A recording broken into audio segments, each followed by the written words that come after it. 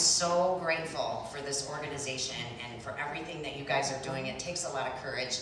Just don't give up. Keep fighting because we're going to win. My name is Catherine, and I'm running to be the next state representative in the 22nd House District, which encompasses parts of Livonia, parts of Northville, Northville Township, Plymouth, and Plymouth Township. And for me to explain the exact boundaries in detail of my district would be like trying to explain the logic behind everything that Governor Whitmer and the Democrats have done over these past 2 years.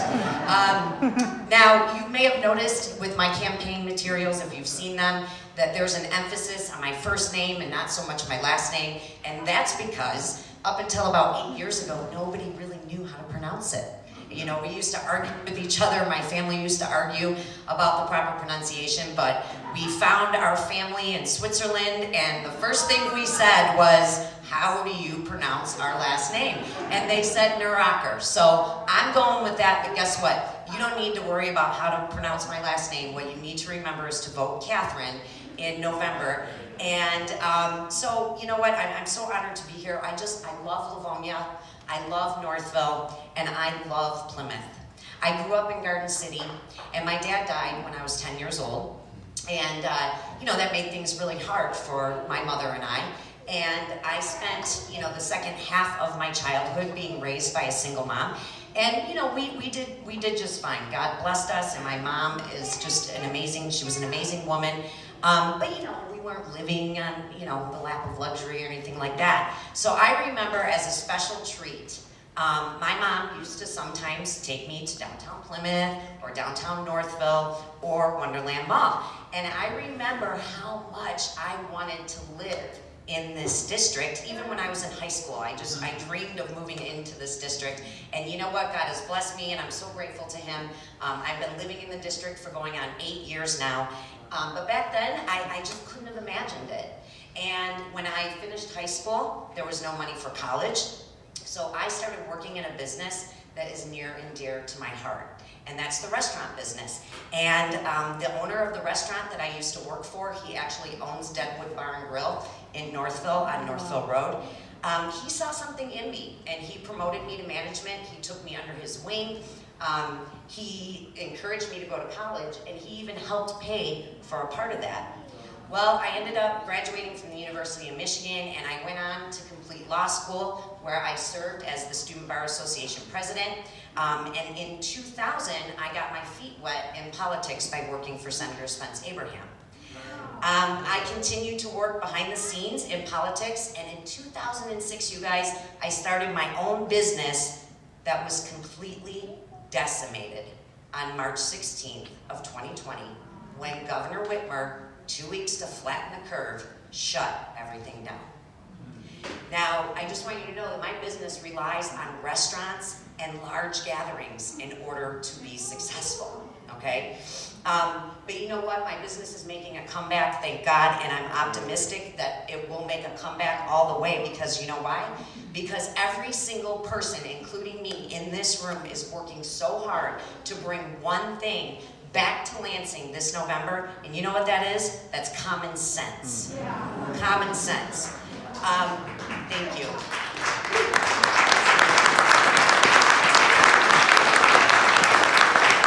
I am truly blessed to be surrounded by a group of loyal, hardworking people who have been tirelessly working to rebuild the company, all the while navigating their way through the most nonsensical, ridiculous, ever-changing restrictions. Come on, we remember this. You can open at 25%.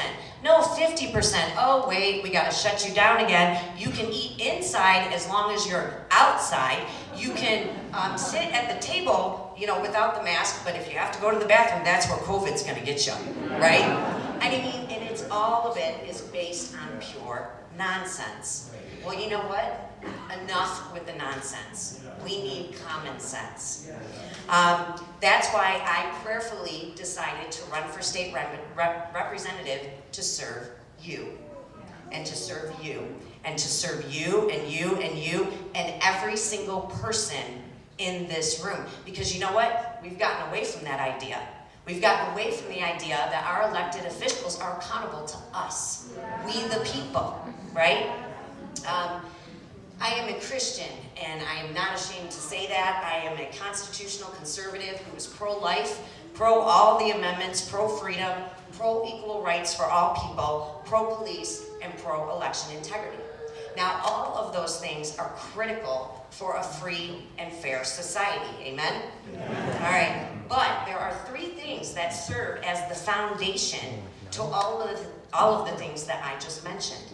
And those are the three things that we have to fight tooth and nail for come November. And those three things are our education system, the economy, and freedom. Right now, we have a system in place that is teaching our children what to think and not how to think. Right now, we have a system in place that is teaching our children that if you're white and you're conservative and God forbid you're a man, you're the enemy. You are what's wrong with everything that has ever happened in this country. Right now, we have a system in place, and this just gets me so mad, and it's so disgusting, that is obsessed with sexualizing our children. Okay? Right now, we have a system in place that are making and enforcing decisions regarding your children's physical health without your knowledge and consent. Right now, we have a system in place where they are coddling our children and protecting them from ever experiencing adversity. Do you know how dangerous that is? Do you know what this world is going to look like in 10 years if this continues? Is it not through adversity that people grow? Is it not through adversity that people become stronger? Is it not through adversity that people become wise? Right now, it's time to stop and step up.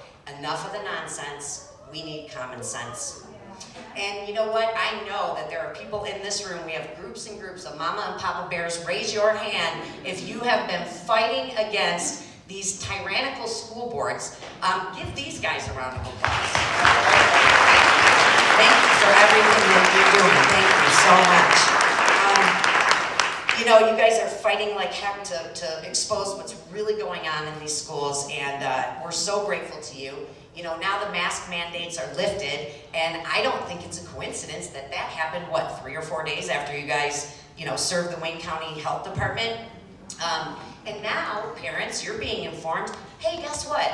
It's a choice. It's a choice. If you want to send your kid to school in a mask, that's up to you. Welcome to the party.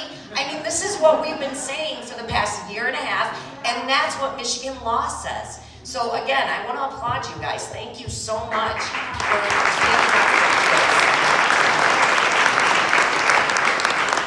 and you know, that's a big victory, but we can't stop there. You know why? I'm sorry, but we cannot trust the left. They're rolling everything back right now because they know we're coming, right? But listen, if they are reelected and they maintain power, I mean, come on, you guys. Right now, we are in the middle of Barack Obama's third term. That's what we're experiencing right now, okay? And if we let them get reelected and maintain power, they will go right back to the draconian measures that they have been imposing on us all along. Look what's happening in Canada, right? So there's still a lot to be done. We need our elected officials to be held accountable and to be transparent to those of us who elect them, we the people. Right now we need to elect a governor and representatives who will work together to rebuild the destruction of Michigan's economy. Right now, people and businesses are leaving Michigan to go south faster than Governor Whitmer's poll numbers, okay? That's bad. So we need leadership that will incentivize businesses to set up shop and stay in Michigan, not drive them under and drive them out of this great state. Right now, we have an inflation rate of 7.5%, soaring energy costs, worker shortages up and down, the second highest car insurance rates in the nation, along with supply chain disruptions coupled with high demand. This is not the recipe for attracting and keeping new businesses. And all of these things are nonsense that could have been avoided with common sense. People should have been able to go back to work and reopen a full year and a half earlier than was permitted, as evidenced by other freedom-loving leaders in other states who trust their constituents to do what's right for themselves and their communities. Right now, we have to fight back against corporate wokeism and stand up for workers and small businesses. Do you know why corporations have become so woke? Education. You put kids through 12 years of indoctrination and then add an additional 4 years of intense indoctrination in college. They leave the schoolroom and they step into the boardroom and they hold corporate leadership hostage by threatening to expose their racist policies if they don't get on board with the woke agenda. And you know what happens if the corporation doesn't get on board with the woke agenda? You're gonna get put on blast on social media, you're gonna get shamed, you're gonna be called a racist, and they're gonna try and drive you out of business. That's where we're at. Right now, corporations are no longer abiding by conservative principles.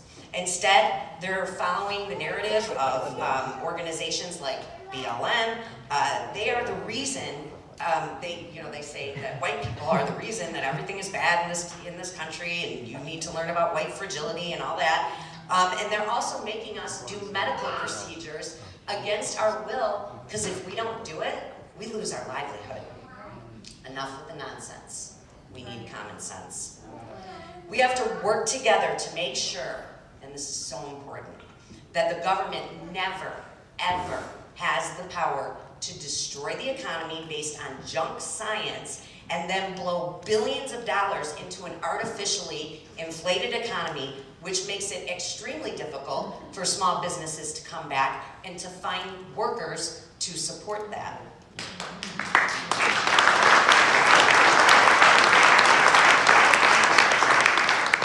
But you know what?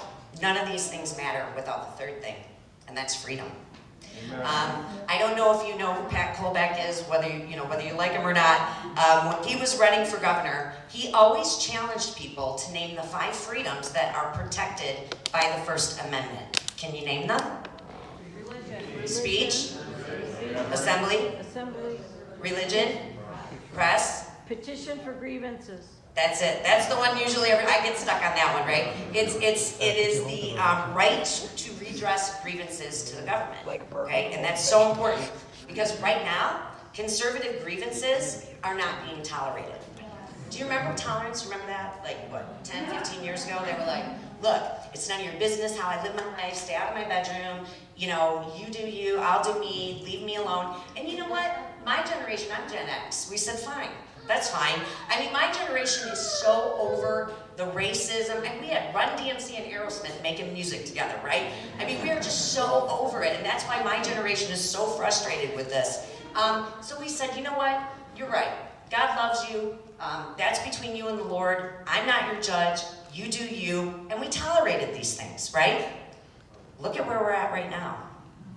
You give them an inch, they'll take it to the moon. Okay? Now, it's no longer tolerance that's required. You have to embrace it. And not only do you have to embrace it, you have to preach it from the highest mountaintop. In mainstream media, in the schools, and in the, in Hollywood, in the corporate world, and in schools and on social media, our voices are being vilified and canceled. And why? Because we're freedom-loving, God-fearing, hard-working Americans that want equality, justice, and freedom for all. What monsters we are. I mean, my God, we just want to cram, that's right, lock us up. We just want to cram freedom, down people's throats, and we're just ridiculous for it. And the gaslighting, oh my, the gaslighting is just incredible. It's maddening, actually. And you know what they're doing? They're changing the dictionary definition of words in Merriam-Webster. Right now, and I want you to hear this, right now our freedom to say what we want has been crushed by mostly white, elite, leftists who believe, are you ready, that they have a right not to be offended. And they want to talk to us about white fragility. Okay.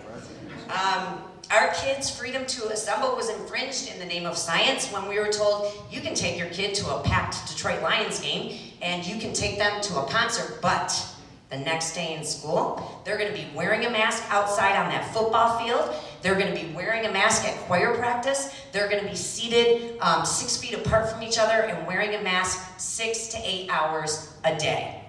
Strip clubs, yes. Church, not so much, right? It's, when you go out to eat, you can only have 6 people at your table unless you are a blue state governor, right?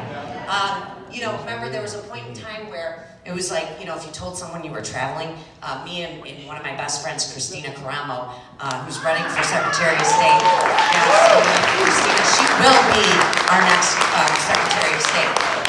Christina and I drove to Toledo to celebrate New Year's Eve of 2020. So we had fun, but it was just crazy. We were told not to travel because if you traveled, you don't care about anyone but yourself, and you're a COVID super spreader, and you're evil, and you just want to kill everyone. Unless you have a friend that's got a corporate private jet that can get you to where you want to go, right? Enough with the nonsense.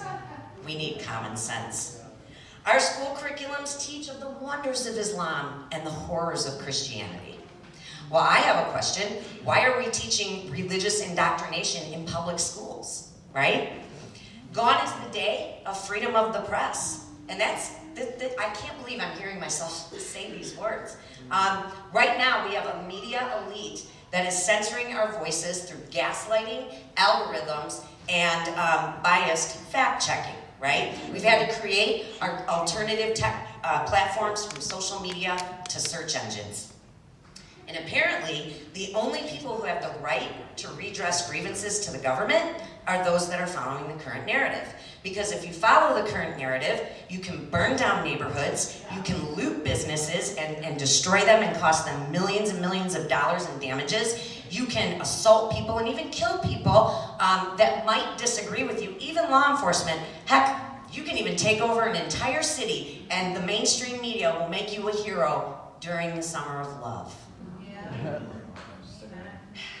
But if you gather peacefully with no violence, no vandalism or arson, and you're for freedom, and you're for the Constitution and equality, well, you're nothing but a racist, sexist, homophobic, transphobic, vile, disgusting domestic terrorist who should lose your job, your livelihood, and even your reputation. Enough with the nonsense. We need common sense right now. So I'm just going to leave you with a quote from someone who I think is one of the greatest presidents of all time, Ronald Reagan. He said, if we lose freedom here, there's no place to escape to. This is the last stand on earth. And this idea that government is beholden to the people is still the newest and most unique idea in all the long history of man's relation to man. This is the issue this election. Whether we believe in our capacity for self-government, or whether we abandon the American Revolution and confess that a little intellectual elite group in a far distant capital can plan our lives for us better than we can plan them for ourselves. Enough with the nonsense. It's time for common sense. So please support me as the 22nd House District candidate and join me in cramming freedom down people's throats, one vote at a time.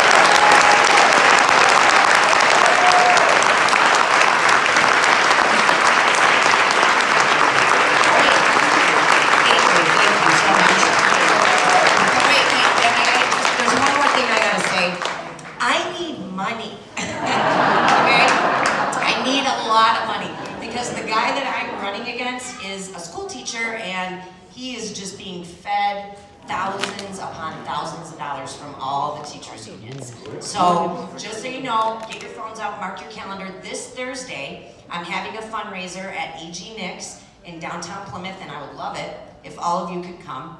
If you can't make it, but you still want to donate or check out information about me, You can find it at www.votecatherine.com. And my name is spelled Cathryn. So, just so you know. And again, I just thank you guys so much.